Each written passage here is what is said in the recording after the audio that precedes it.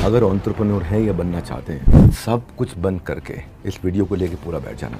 मैं जिनसे बहुत इंस्पायर्ड हूँ, आज आपको उनसे मिलवाने वाला हूँ। बॉम्बे स्टॉक एक्सचेंज के एसएमई बोर्ड 2012 में इन्होंने एसएमई आईपीओ की शुरुआत करी।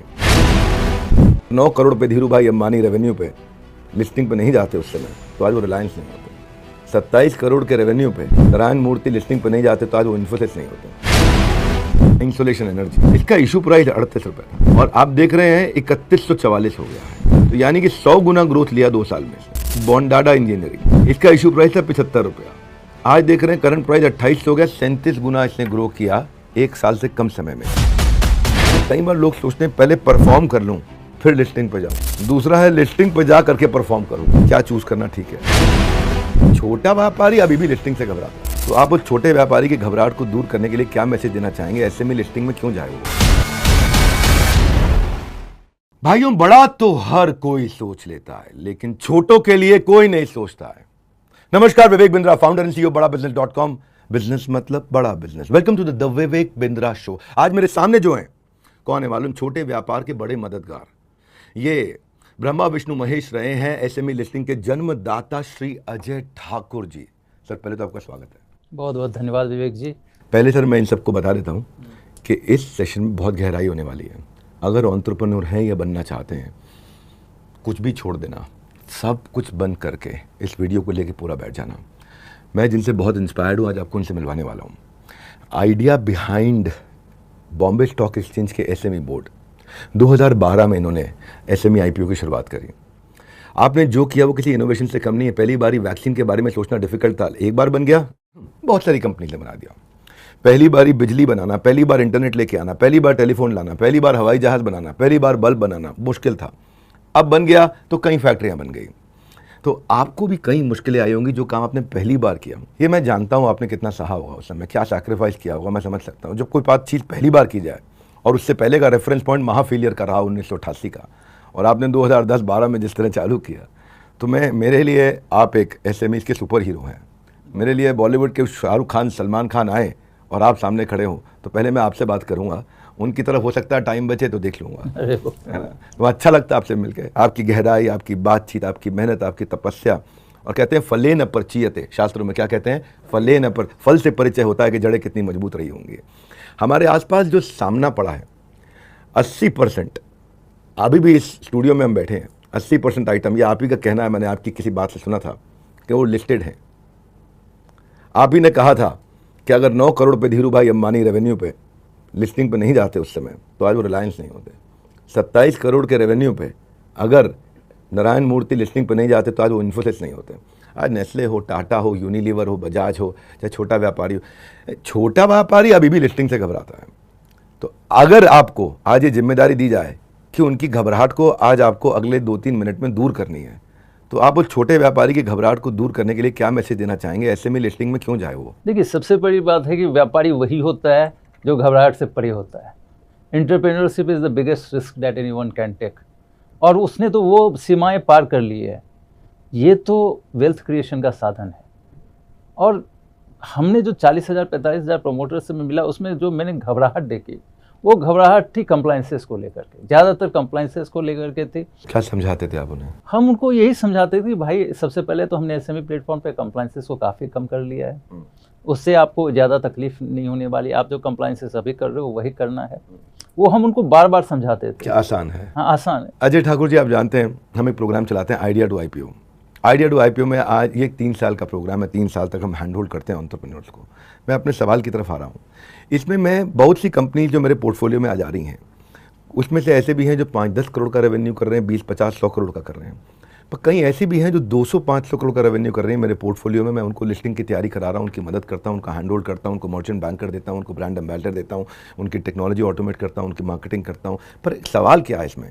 सवाल ये है कि जब 200-500 करोड़ का रेवेन्यू हो जाता है, तो उसके मन में एक सवाल आता है कि मुझे अब एसएमई बोर्ड पे जाना चाहिए या मेन बोर्ड पे जाना चाहिए।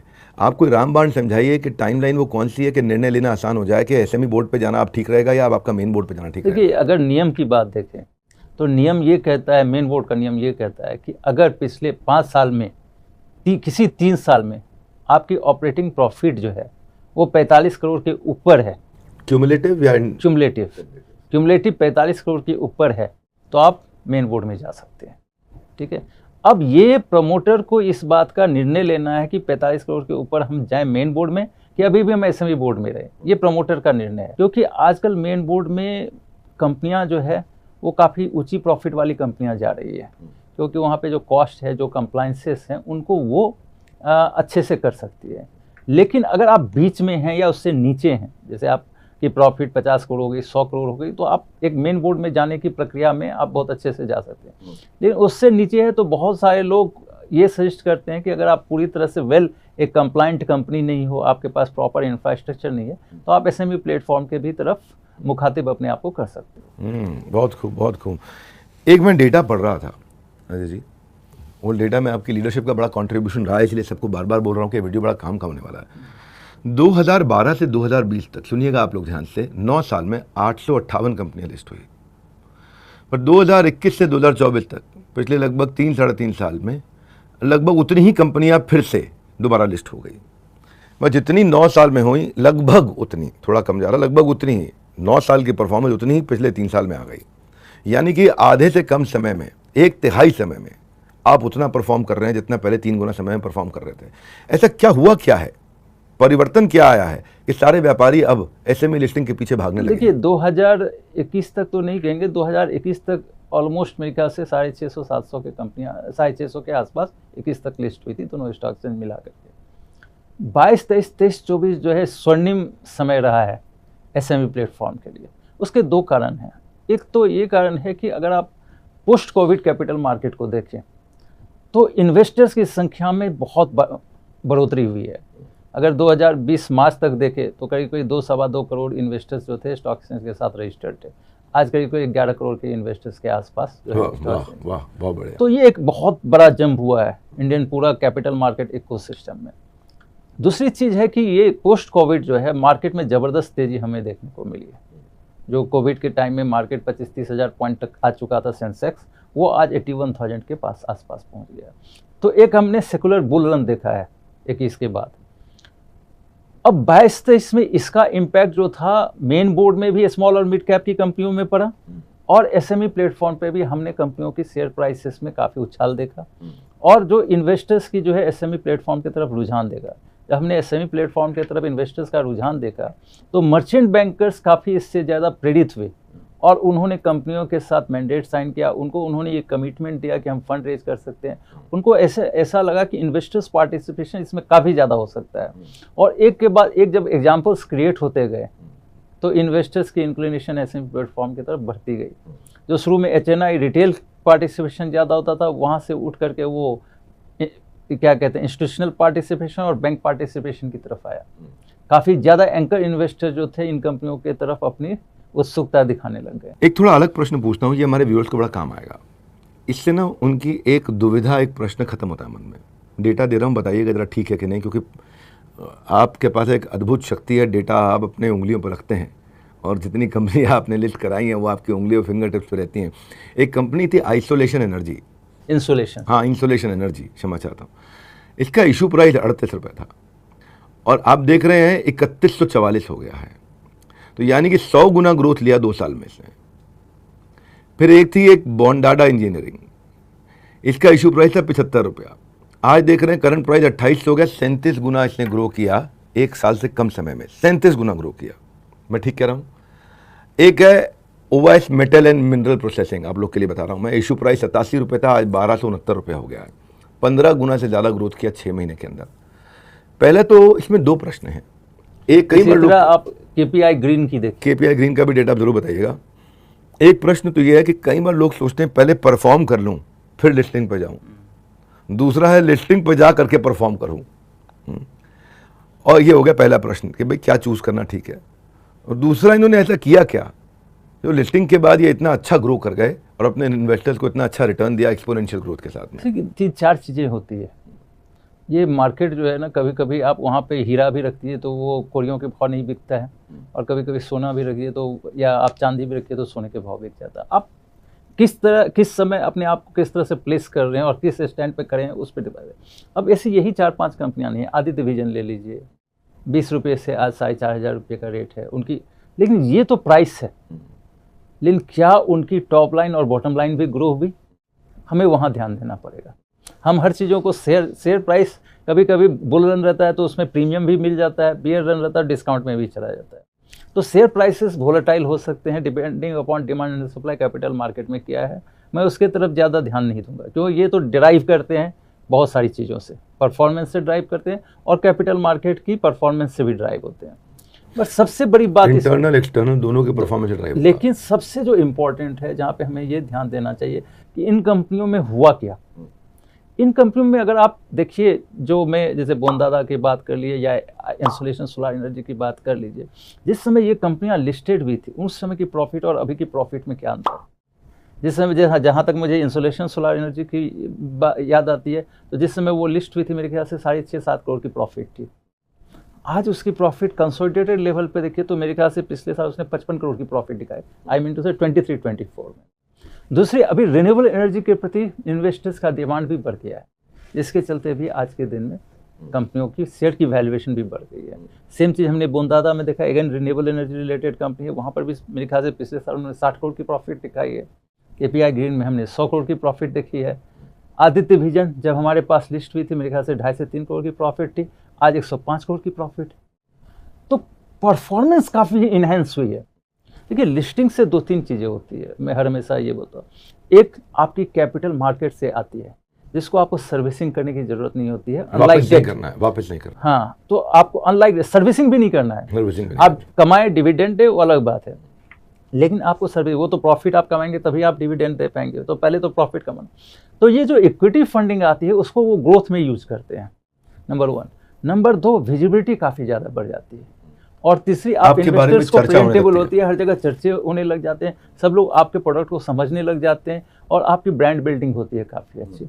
तो ये सारी चीज़ें कहीं ना कहीं कंपनी की ग्रोथ में काफ़ी ज़्यादा सहायक होती है। जो उनके क्लाइंट्स भी होते हैं, जो कस्टमर्स भी होते हैं, वो हर हमेशा लिस्टेड कंपनी को प्रीफर करते हैं, क्योंकि वो वेल कंप्लाइंट होती है, तो उनको भी एक कंफर्ट लेवल आता है। तो इन सारी चीज़ों के चलते जो है कंपनी की ग्रोथ में एक मोमेंटम आता है, और जब कंपनी के ग्रोथ में, उनके बिजनेस परफॉर्मेंस में मोमेंटम आता है तो इन्वेस्टर्स का परसेप्शन बढ़ता है, और जब इन्वेस्टर्स का परसेप्शन बढ़ता है तो उसका कहाँ पे आएगा, शेयर प्राइस पे इम्पैक्ट आएगा। जो मैं अगर समराइज करूं तो भाई साधारण भाषा में सबके लिए, भाई अगर आपने लिस्ट के बाद अच्छी परफॉर्मेंस दिखाई, अच्छा प्रॉफिट दिखाया, सबका इंटरेस्ट आने लगा, आपको नया कस्टमर मिलने लग गया, आपकी बाजार में बातचीत होने लगी, आपकी इज्जत बढ़ने लगी, इन्वेस्टर और अंदर आने लगा और इन्वेस्टर आने लगा, तो अपने आप शेयर प्राइस पर उसका इम्पैक्ट आता है। पर एक प्रश्न छूट गया अभी, वो प्रश्न ये था कि क्या मैं पहले परफॉर्म करूं फिर लिस्ट करूं, या मैं सही समय पे लिस्ट करूं और लिस्टिंग के बाद परफॉर्मेंस दिखाऊं? परफॉर्मेंस, देखिए कंपनी जो है ना, पहले हम कंपनी की परिभाषा समझें। अगर हम कंपनी को प्रमोटर के साथ जोड़ के देखेंगे तो कंपनी की परिभाषा जो सही नहीं होगी। कंपनी जो है ना, वो ग्रोइंग एंटिटी है as per the definition of the Company Act. तो वो पेरिसेबल चीज़ नहीं है, वो तो ग्रोथ है, वो तो डायनामिक है। प्रमोटर है, उसके बाद उनके कोई और सेकंड जनरेशन में थर्ड है, या कोई और सीईओ आते जाएगा, हम रहे ना रहे कंपनी चलती रहेगी। वो आउटगोइंग कंसर्न है। तो जब वो डायनामिक है तो हम समय का इंतजार क्यों कर रहे हैं, हम उसको लिस्टेड स्पेस पे डालें। अगर कंपनी एक लेवल पे पहुंच गई है जहाँ पे हम सारी चीज़ें, कंप्लायंस वगैरह सारी चीज़ें कर सकते हैं एसएमई प्लेटफॉर्म पे लिस्टिंग होते हुए, तो हम करें। आज आपकी कंपनी की 50 रुपये की शेयर प्राइस है, आपकी परफॉर्मेंस अच्छी हुई तो 200 की भी होगी, 300 की भी होगी। तो आप समय का इंतजार ना करें।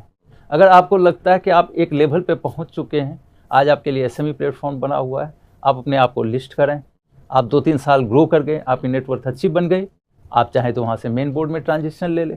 तो ये तो चलता रहेगा, इसका कहीं अंत नहीं है, एम्बिशन का कहीं अंत नहीं है कि हम यहाँ पहुँच जाए तब लिस्टिंग करें। हमने बहुत सारी कंपनियों को देखा है और हम जिससे मिले भी कि वो हर हमेशा कहते रहे कि हम इस लेवल पहुंच जाते फिर करेंगे, हम इस लेवल पहुंच जाएंगे, और कभी लिस्टिंग ही नहीं हुई। तो बेसिकली अगर मैं निष्कर्ष निकालूं ये है कि अगर टाइमिंग ठीक लग रही है और आप कुछ परफॉर्म कर रहे हैं तो बाकी परफॉर्मेंस लिस्टिंग के बाद लिस्टिंग के बाद करें। और ऐसा नहीं है कि ये वैल्यूएशन स्टैटिक नहीं होता है, वैल्यूएशन तो डायनामिक होता है, बढ़ता रहेगा।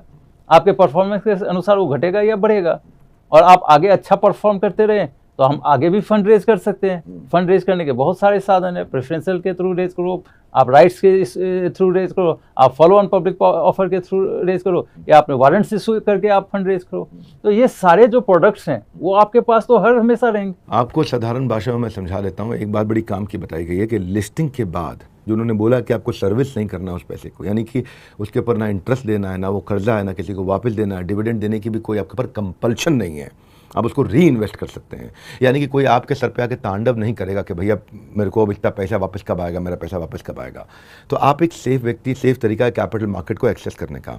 ये मुझे बात बड़ी अच्छी लगी। और अब मैं थोड़ा एक बारी हल्की सी अपनी भी तारीफ़ कर लूँ, अगर आप अलाउ करें मेरे को तो, है ना। जैसे कहते हैं शॉपिंग के लिए अमेज़ॉन है, जैसे कहते हैं वेंडर्स के लिए इंडिया मार्ट है, जैसे कहते हैं कि हाउस होल्ड सर्विसेज के लिए अर्बन क्लैप, जिसको अर्बन कंपनी कहते हैं, IPO तक ले जाने के लिए हमने एक वन स्टॉप प्लेटफॉर्म बनाया है। इसमें हम लोग आपको मर्चेंट बैंकर, आपको गूगल पे सर्च करने पड़ते थे, आपको ब्रांड एम्बेसडर्स के लिए प्लेटफॉर्म कम हुआ करते थे, आपको आपकी फाइनेंशियल लिटरेसी बिल्ड करनी है, आपको वेंडर्स चाहिए, आपको कुछ कॉन्ट्रैक्ट्स बनवाने हैं, आपको share holder agreement, term sheet, brand ambassador की अकाउंट मैनेजर, बावजूद इसके सब कुछ हमने किया। हम 3 साल का हैंड होल्डिंग करते हैं, 3 साल तक एक कंपनी का हाथ पकड़ के चलते हैं, जरूरत पड़े तो 5 साल तक भी रुकते हैं उस कंपनी में कि भाई इस कंपनी को हम और आगे बढ़ाते जाएं। हमारा एक प्रोग्राम चलता है कैश ग्रोथ प्रॉफिट, जहाँ पे हम उसके कैश फ्लोज को, उसकी ग्रोथ को और उसके प्रॉफिट मार्जिन्स को बनाए रखने के लिए कि को फाउंडर देते हैं, अपनी तनख्वाह पे देते हैं उसको हम, वो मदद करता है। पर मैंने एक अजीब सा एक डेटा देखा जिसके बारे में मैं आपसे जानना चाहता हूँ, क्योंकि आपने देश भर में भ्रमण किया। जो हमें सक्सेस मिल रही है, जो हमें सफलता मिल रही है, एक बात मैं बताऊं, मतलब हम अपने कॉम्पिटिटर्स के 10 कदम आगे रहते हैं, हमेशा आगे चलते हैं। लेकिन फिर भी मैं उसमें देख रहा हूं, मैं एक कमी महसूस करता हूं। कमी ये महसूस करता हूं जो आपके सामने आज पब्लिक के सामने कहना चाहता हूं। हमें सफलता ज़्यादा गुजरात से मिल रही है, राजस्थान से मिल रही है, महाराष्ट्र से मिल रही है, पर जब हम यूपी जाते हैं, बिहार जाते हैं, बंगाल जाते हैं, तो और वहाँ से उतनी सफलता नहीं मिल रही है। वहाँ पर अभी हम देख रहे हैं कि वहाँ पर बहुत कंजर्वेटिव लोग हैं। और राजस्थान देखो, गुजरात देखो, महाराष्ट्र देखो, वहाँ लोग अग्रेसिव हैं, वहाँ आगे आना चाहते हैं। तो आपने इसको कैसे देखा, क्या समझा, और हमारे लिए क्या इसमें, जैसे मैं यूपी, बिहार, बंगाल के जो MSME जिनको मैं चाहता हूं कि वो आगे बढ़ें, SME IPO पे लेकर के जाएं, तो आप उनको क्या सुझाव देना चाहेंगे? देखिए ये मैं, आपने ऐसा महसूस किया है? जी, मैंने भी बहुत ज़्यादा महसूस किया है, क्योंकि अगर मैं बिहार से ही देखूँ तो मैं सिर्फ 2 कंपनी को लिस्ट कराने में सफल हुआ, जबकि पहली वाली एक कंपनी जो हमने लिस्ट कराई, जो आदित्य विजन लिमिटेड, मैंने बार बार कहा आपको, काफ़ी कम वैल्यूएशन में, मेरे ख्याल से 20 से 25 करोड़ की वैल्यूएशन में लिस्ट कराई थी। आज मेरे ख्याल से वो 5,000 करोड़ की वैल्यूएशन है। ये सारे एग्जाम्पल्स हैं, लेकिन ये फियर फैक्टर उनके दिमाग से नहीं निकलता। जैसे कॉनकॉर्ड अप्लायंसेस मैंने लखनऊ से लिस्ट कराई थी, ठीक है, वो मेरे ख्याल से 35-40 रुपये में आया था। आज जो है उसकी प्राइस जो चल रही है वो करीब 1300 रुपये चल रही है। 35-40 से 1300 रुपये की चल रही है। ये लखनऊ की है, ये लखनऊ की एग्जाम्पल है। पंजाब में अब हम देख रहे हैं कि कंपनियां लिस्टिंग के लिए आ रही है, अब शुरू हुई है। लेकिन जब हम इन क्षेत्रों में जाते हैं और जो कंपनियां हैं, नंबर ऑफ कंपनीज जब देखते हैं, झारखंड में भी वो हाल है, छत्तीसगढ़ अलग, झारखंड है, छत्तीसगढ़ में तो फिर भी थोड़ा सा है, रायपुर सब साइड इंडस्ट्रियल एरिया है, वहां थोड़ा सा हम देख रहे हैं कि कैपिटल मार्केट तरफ रुझान बढ़ा है।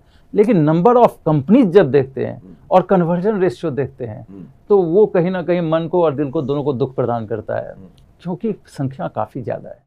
वहाँ से एक बहुत बड़ा नंबर जो है वो बन के आ सकता है। और इसलिए जब मैं BSc में था तो हमने स्टेट गवर्नमेंट के साथ MOU किया, और हमने कुछ स्टेट गवर्नमेंट्स को ये भी बोला कि आप भी जो है कुछ इंसेंटिवाइज कीजिए कंपनियों को जो लिस्टिंग के लिए आती है, तो उनकी लिस्टिंग कॉस्ट में कुछ आप सब्सिडी दीजिए। कुछ स्टेट गवर्नमेंट ने किया। कहाँ किया? जैसे गवर्नमेंट ऑफ गुजरात ने किया था, गवर्नमेंट ऑफ महाराष्ट्र ने किया, गवर्नमेंट ऑफ तमिलनाडु ने बहुत एग्रेसिवली किया, क्योंकि बाकी स्टेट्स ने 5-5 लाख दिए, उसने 30 लाख दिया। तो इस तरह से आए, लेकिन कहीं ना कहीं वो परकोलेट नहीं हो रहे हैं, या तो मेंटली नहीं परकोलेट हो रहे हैं, और इन्फॉर्मेशन नहीं जा पा रही है। इन्फॉर्मेशन तो जाती है, लेकिन कहीं ना कहीं प्रमोटर्स अपने सेल में हैं, अपने आप में है, कहीं ना कहीं पे वो बाहर नहीं निकल पा रहे हैं।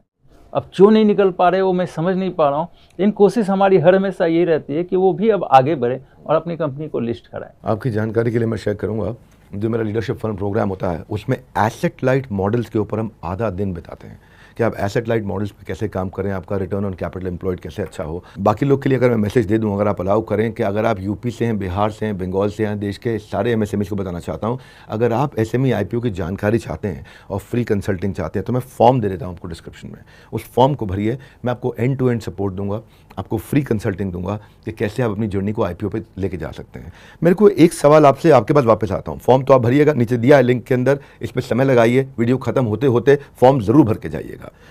नहीं सुन रहे, फॉर्म ज़रूर भर के जाइएगा। आपके पास मैं आ रहा हूँ एक ओनरशिप के सवाल को लेके।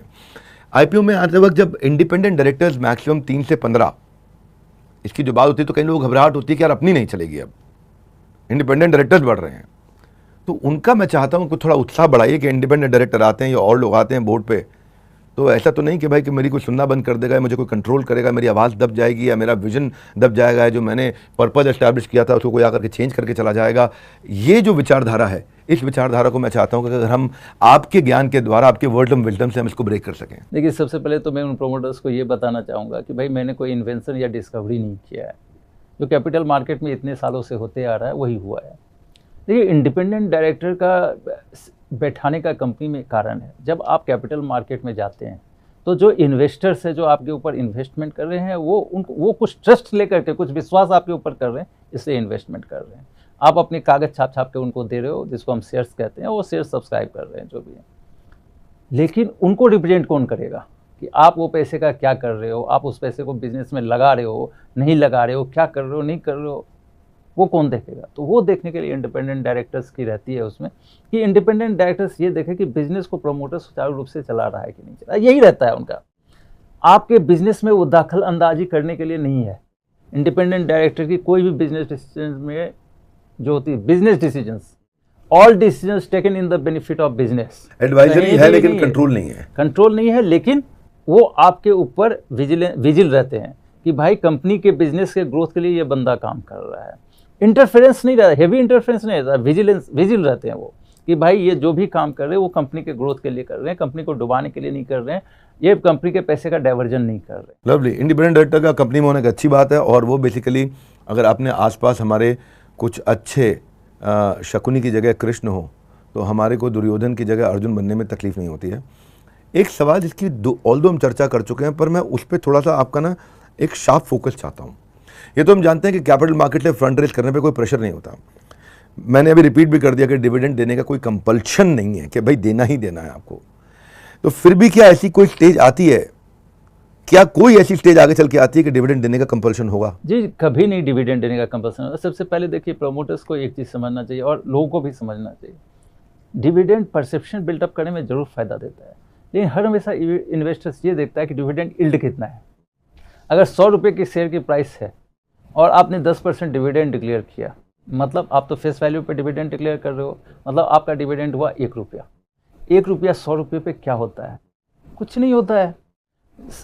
इन्वेस्टर्स जो इन्वेस्ट कर रहा है कैपिटल मार्केट में, वो सारे इन्वेस्टर्स कैपिटल मार्केट में एक ही कारण से इन्वेस्ट करते हैं, वो है कैपिटल एप्रिसिएशन, कि आज आप जो है ईयर ऑन ईयर क्या ग्रोथ कर रहे हो, उसके चलते शेयर प्राइस पे क्या इम्पैक्ट पड़ रहा है।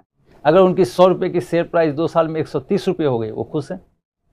तो कैपिटल एप्रिसिएशन जो है वो मेन बूस्टर होता है इन्वेस्टर्स के पार्टिसिपेशन का, ना कि डिविडेंड। डिविडेंड एक परसेप्शन बिल्टअप में, थोड़ा कैश फ्लो में हेल्प करता है, अदरवाइज नहीं।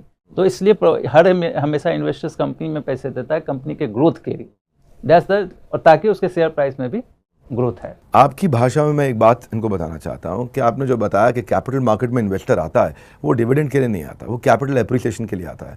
तो मैं जरा इसको समझा दूं एक आम आदमी के स्टाइल में। इसका अर्थ ये हुआ कि अगर मैं 50 करोड़ का, क्षमा चाहता हूँ, 5 करोड़ का मेरा एक मकान है जिस पर मुझे 50,000 रुपये का महीने का किराया मिल रहा है, तो एक्चुअली जो इन्वेस्टर है वो ये चाहती है, वो इस चक्कर में नहीं है कि 50,000 रुपये का किराया 55,000 रुपये का हो जाए, वो इस चक्कर में है कि मेरी 5 करोड़ की प्रॉपर्टी 15 करोड़ की कैसे हो जाए।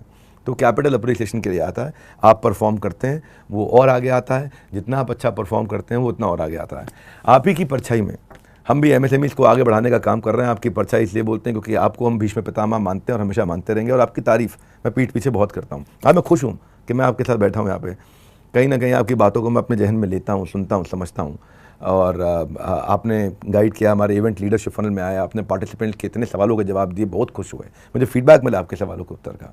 आज भी मुझे सुबह कई फ़ोन आए कि आपने जो अजय ठाकुर जी ने जिस तरह से सवालों के उत्तर दिए, बहुत अच्छा लगा, क्योंकि आपका हैंड्स ऑन एक्सपीरियंस, आपने हाथ डाला है बीच में। तो हम एमएसएमईज को आगे बढ़ाने का काम कर रहे हैं, उनको आईपीओ तक लेके जाने का काम कर रहे हैं, एक के बाद एक कई कंपनियां अपनी पोर्टफोलियो में ला रहे हैं। तो हमारे आइडिया टू आईपीओ इनिशिएटिव के लिए मैं चाहूँगा अगर आप कुछ फीडबैक दें, हमें कोई लर्निंग दें, या हमारा उत्साह बढ़ाने के लिए कुछ चंद शब्द कहें कि अगर हम कुछ अच्छा काम कर रहे हैं तो वो कुछ कहें, जो आप हमारे को फीडबैक या फीड फॉरवर्ड जो देना चाहते हैं या उत्साह बढ़ाना चाहते हैं, वो मैं उसके विषय में जरूर। विवेक जी, सबसे पहले मैं आपको धन्यवाद देता हूँ, बारंबार धन्यवाद देता हूँ, क्योंकि आपके बारे में मुझे ये पता है कि आप बहुत सारे जो कॉर्पोरेट्स हैं, जो एसएमई बिजनेसेस हैं, उनका हैंड होल्डिंग करते हो। आपकी सीजीपी जो है वो भी चलती है, जिसमें आप उनको बताते हो कैसे कैश फ्लो इंक्रीज करना है, कैसे ग्रोथ इंक्रीज। तो कहीं कहीं कैश फ्लो मैनेजमेंट जो है उसके बारे में जो ज्ञान देना है वो मेरे ख्याल से सबसे ज़रूरी है, तो वो आप कर ही रहे हैं। मेरी हर हमेशा से दुविधा थी जब से मैंने SME प्लेटफॉर्म लॉन्च किया था, क्योंकि मेरे हाथ नहीं थे। इस देश में बहुत सारी लघु और मध्यम इकाइयाँ, वहाँ तक कैसे पहुँचा जाए, एक अकेला व्यक्ति तो नहीं पहुँच सकता है। तो हम जो है हम बहुत सारे शंकराचार्य चाह रहे थे, ठीक है। आज देश में 6 शंकराचार्य, जो प्रथम शंकराचार्य थे, उन्होंने जानबूझ के 6-7 मठ बनाए थे ताकि वो शंकराचार्य अपना वो धर्म का काम कर सके। तो हमें भी ऐसे शंकराचार्य चाहिए जो हमने अभी तक किया उसको इस देश के कोने कोने पे पहुंचाए। जो लघु और मध्यम उद्योग हैं उनको इस जो है फॉर्मल धारा में, स्टॉक एक्सचेंज की धारा के साथ जोड़े, उनके विकास के सहयोगी बने। और जो इस देश की जो डेमोग्राफिक डिविडेंड है, जहाँ पे हमें बहुत सारे लोगों को रोज़गार उत्पन्न करना है, मेरे ख्याल से ये लघु और मध्यम उद्योग जब बड़े बनेंगे तो उनके लिए जो है इस देश में रोज़गार सृजन करना आसान हो जाएगा और इस देश की एक इक्विटेबल ग्रोथ होगी। तो आपने जो आइडिया से IPO किया उसके लिए मैं आपको जितना साधुवाद दूँ उतना कम है। आपके बहुत सारे फॉलोअर हैं, इसका तो मुझे पता है। और मेरे ख्याल से मैं ये चाहूँगा कि आपके थ्रू इस SME इकोसिस्टम का ज़्यादा से ज़्यादा विकास हो और ये देश अपनी ऊंचाइयों के परचम लहराए। तो इन्हीं शब्दों के साथ मैं आपको वापस बहुत बहुत धन्यवाद देता हूँ। बहुत खूब। हम देखिए शंकराचार्य तो नहीं बन सकते, लेकिन आपको आचार्य मान के, आपके शिष्य बन के इस कैपिटल मार्केट का एक्सेस कराने के लिए, लोगों का पूरा हाथ पकड़ के ले जाने के लिए प्रतिबद्ध हैं। एक सवाल जो मैं चाहता हूँ, मैं मन नहीं कर रहा कॉन्वर्सेशन खत्म करने का, क्योंकि आपके पास ज्ञान का समुद्र है। एक ना टैक्स सेविंग के चक्कर में आदमी पड़ा रहता है और एक होता है दूसरी तरफ वेल्थ क्रिएशन। अब टैक्स सेविंग और वेल्थ क्रिएशन के मॉडल्स को मैं चाहता हूं कि आप जरा मैथमेटिक्स में एक्सप्लेन कर दे तो बहुतों का आज जो है दिमाग का ढक्कन खुलेगा। देखिए टैक्स सेविंग जो है, अभी प्रमोटर्स उसको इतना क्यों इम्पोर्टेंस देते हैं या कोई भी व्यक्ति इतना क्यों इम्पोर्टेंस देता है वो तो मुझे पता नहीं है। लेकिन मेरे ख्याल से टैक्स सेविंग में अगर कोई जाता है तो उसको हम कहते हैं पेनी वाइज पाउंड फ्रेश, मतलब सोने की लूट कोयले पे छाप, जिसको हम कहते हैं। मेरे ख्याल से हम जो है हर हमेशा बैलेंस शीट को टैक्स प्लानिंग स्ट्रक्चर से नहीं बनाए, हम दिखाएं प्रॉफिट कितना ज़्यादा से ज़्यादा दिखाते हैं और उससे हमारी वैल्यूएशन कितनी ग्रो होती है। देखिए आप प्रॉफिट जितना कम दिखाएंगे आपकी कंपनी की वैल्यूएशन बहुत कम होगी। थोड़ा नंबर में समझाइए, कितना टैक्स बचा और कितना खोया। मैं आ रहा था उसी पे। मान लीजिए आज आपने 2 करोड़ की प्रॉफिट दिखाई, ठीक है। 2 करोड़ की प्रॉफिट मतलब आपने जो है करीब करीब 2.5 करोड़ के आसपास का आपने PBT दिखाया होगा, प्रॉफिट बिफोर टैक्स दिखाया होगा। तो आपने कितना 30 लाख 40 करीब करीब 50 लाख 55 लाख रुपया आपने बचाया होगा, मतलब आपने टैक्स भरा और बाकी 2 करोड़ की प्रॉफिट है। अब मान लीजिए ये प्रॉफिट बढ़ के और ये 2 करोड़ के चलते आपकी कंपनी की वैल्यूएशन 30 से 40 करोड़ हो सकती है, डिपेंडिंग अपॉन आप किस सेक्टर में है। अब अगर आपने 2 करोड़ से आपकी प्रॉफिट समझिए 10 करोड़ है, तो 10 करोड़ की प्रॉफिट में आपने मान लीजिए 2.5 करोड़ टैक्स दे दिया, तो भी आपकी प्रॉफिट कितनी हो गई? 7.5 करोड़ हो गई, ठीक है। जो आपने 50 लाख का प्रॉफिट दिखाया था, 50 लाख का टैक्स भरा था, आज कितना भरा आपने? 2.5 करोड़ का, मतलब 5 गुने से आपकी 5 टाइम्स आपकी टैक्स की कॉस्ट आ गई। लेकिन जो यहाँ पे है मेन ध्यान देने की बात है, जो वैल्यूएशन पे। अब आप 2 करोड़ की प्रॉफिट पे आपकी वैल्यूएशन कितनी थी? 30 से 40 करोड़, जो नॉर्मली SME प्लेटफॉर्म पे हम देखते हैं वैल्यूएशन देते हुए। अगेन डिपेंड क्या करता है सेक्टर कौन सा है। अब आपकी प्रॉफिट होगी 7.5-8 करोड़ रुपया, लेकिन इसके चलते आपकी वैल्यूएशन क्या हो गई? 100 करोड़ से लेकर के 150 करोड़ तक की हो गई। तो वो मतलब 80 करोड़ नीचे पकड़ लीजिए अगर सेक्टर है, ऊपर में 150 करोड़ तक चले जाए, अच्छी सेक्टर है तो सनराइज सेक्टर है तो मतलब आप कहाँ थे? 30 करोड़, आज आप कहाँ पर पहुँच के? मान लीजिए 100 करोड़ की आप मान लीजिए 100 करोड़, मतलब आपने 2 करोड़ का एडिशनल टैक्स करके आपने 80 से 100 करोड़ का फायदा अपनी कंपनी की वैल्यूएशन। बात समझ गए आप? 2 करोड़ बचाने के चक्कर में आप 100 करोड़ खो रहे थे। अब इसमें अगर हम पकड़ लेते हैं कि मान लीजिए 25% आपने बाहर भी दे दिया, लेकिन अगर 30 करोड़ पे थे, 25% आपने बाहर दिया, 7.5 करोड़, आपके पास कितना बचा? आपकी नेटवर्थ कितनी हो गई? 23 करोड़ की, 22.5 करोड़ की या 23.5 करोड़ की। जब आपने 100 करोड़ में 25 करोड़ रुपया, तो एक आपने फंड रेज किया अपनी कंपनी के लिए जिससे आप ग्रोथ करेंगे, लेकिन साथ साथ आपकी 75 करोड़ की नेटवर्थ खुद की हो गई। सही बात है। इसके अलावा जो कंपनी से आप सैलरी ले रहे हो, इंसेंटिव ले रहे हो, वो सब तो अलग है जो चल रहा है। जो कंपनी की एसेट बुक है वो तो अलग है, बट उसके अलावा आप 75 करोड़ के आदमी बन गए।